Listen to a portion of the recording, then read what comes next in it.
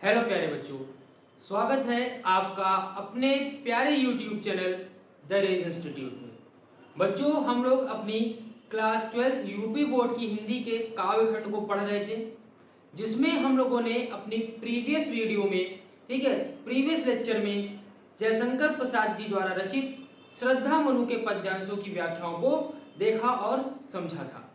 आशा करता हूं बच्चों कि आपको उस पाठ के सारे पद्यांशों की व्याख्या अच्छे से समझ में आ गई होगी। तो बच्चों, उसी पाठ के अंतर्गत आपके ही जयशंकर प्रसाद जी द्वारा रचित एक गीत अवतरित है। तो आज की वीडियो में हम जयशंकर प्रसाद जी द्वारा रचित उस गीत की व्याख्या को आज हम देखेंगे और इसकी व्याख्या को अच्छे से समझने का प्रयास करेंगे। तो बच्चों, आशा करता हूं कि आपको मेरे द्वारा पढ़ाई जाने वाली सभी व्याख्याएं पसंद आ रही होंगी और समझ में आ रही होंगी। तो चलिए बच्चों, बिना किसी देरी के हम अपने आज के पद्यांशों की व्याख्या को प्रारंभ करते हैं। तो बच्चों, हमारा जो गीत का पद्यांश है वह है कि बीती विभावरी जागिरे, अंबर पनघट में डूब रही, तारा घट ऊषा नागरी, और खग कुल कुल कुल सा बोल रहा, किसलय का अंचल डोल रहा, लो यह लतिका भी भर आई, मधु मुकुल नवल रस गागरी, अधरों में रग अमंद पिए, अलकों में मलयज बंद किए, तू अब तक सोई है आली, आंखों में बड़े भरे विहागरी। ठीक है, विहागरी का मतलब कह सकते हैं आलस लिए या सोई हुई। ठीक है, तो अब यहाँ क्या कहा जा रहा है कि एक सखी जो है, क्या है बच्चों, एक सखी जो है वह दूसरी सखी को उठाते हुए, ठीक है, एक सखी सो रही है तो दूसरी सखी है जो वह उस सखी को उठाते हुए स्त्री कहती है कि बीती विभावरी जागरी की, हे सखी उठो, कि हे सखी उठो, रात अब बीत चुकी है, विभावरी अर्थात रात्रि, कि हे सखी अब तुम जाग जाओ, रात्रि बीत चुकी है, अंबर पनघट में डुबो रही, तारा घट ऊषा नागरी, कि अंबर रूपी पनघट में, ठीक है, अंबर रूपी पनघट में तारा रूपी घड़े को, ठीक है, अंबर रूपी पनघट में तारा रूपी घड़े को उषा रूपी नायिका या उषा रूपी स्त्री डुबो रही है। ठीक है, कि उषा रूपी स्त्री अंबर रूपी पनघट में तारे रूपी घड़े को डुबो रही है। ठीक है, आगे क्या कहती हैं, खग कुल कुल सा बोल रहा, कि खग कुल अर्थात कुल अर्थात समूह, कि जो खगों का समूह है वह कुल कुल सा बोल रहा है, यानी कि वह चहक रहा है, ठीक है, कलरव कर रहा है, किसलय का अंचल डोल रहा, ठीक है, क्या है कि किसलय, किसलय का अर्थ होता है नया पत्ता, किसलय का अंचल डोल रहा, कि जो पेड़ों पे नवीन पत्ते हैं वह भी मंद मंद हवा के चलने के कारण डोल रहे हैं, हिल रहे हैं। ठीक है, लोया लतिका भी भर लाई, मधु मुकुल नव रस गागरी, कि अब देखो यह जो कलियां थी, ठीक है, जो पुष्पों की जो कलियां थी अब वह पुष्प बन गई हैं और उन पुष्पों में जो पराग कण है, ठीक है, जो पराग के कण है यानी जो पराग रस है वह भी भर गया है।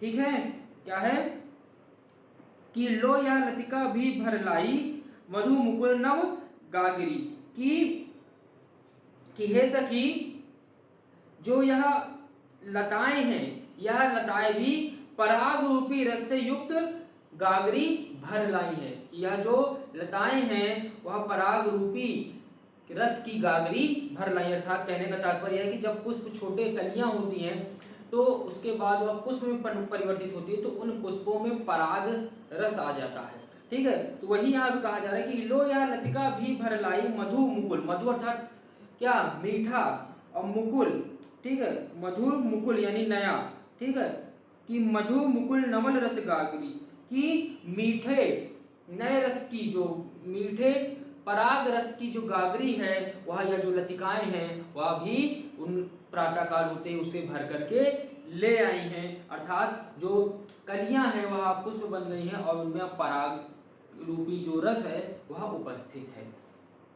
ठीक है, आई बात समझ में। आगे क्या लिखा जाता है, लिखते हैं जयशंकर प्रसाद जी, लिखते हैं कि अधरों में राग अमंद पिए, कि आगे सखी दूसरी सखी जो सो रही है उसके विषय में बोलते हुए कहती हैं कि अधरों में राग अमंद पिए, अलकों में मलेज बंद किया, अलकों अर्थात बालों में, तो यहाँ कहा जा रहा है कि अधरों में राग अमंद पिए, कि तुम प्रेम रूपी, ठीक है, जो प्रेम रूपी मदिरा है तुमने अधरों में अर्थात होठों से, तुमने अपने इन होठों से ऐसा लगता है कि प्रेम रूपी मदिरा का पान कर लिया है, अलकों में मलेज बन किए, और जो तुम्हारे अलक हैं अर्थात जो तुम्हारे बाल हैं उन बालों से मलय अर्थात मलय पर्वत से आने वाली जो सुगंध है या मलय पर्वत से आने वाली जो सुगंधित पवने हैं वह इसमें बंद हैं। ठीक है, तुम अपने इन अलकों में मलेज पर्वत से आने वाली सुगंधों को बंद की हुई हो। तुम अब तक सोई है अली, तू हे अली हे सखी तू अभी तक सोई हुई है, आंखों में भरे बिहागरी, और तू अपने आंखों में रात्रि के, ठीक है, रात्रि के आलस्य का या रात्रि का जो राग है उसको लिए हुए अपनी आंखों में तू अभी तक सोई हुई है, हे सखी तुम जाग जाओ। ठीक है बच्चों, आई बात समझ में? ठीक है, तो यही एकमात्र आपका इस पद्यांश इस पाठ में जो जयशंकर जी प्रसाद जी द्वारा रचित गीत है वह दिया हुआ था। आशा करता हूँ समझ में आया होगा आपको बच्चों। एक बार पुनः इसकी पूरी व्याख्या को हम लोग देख लेते हैं। क्या है?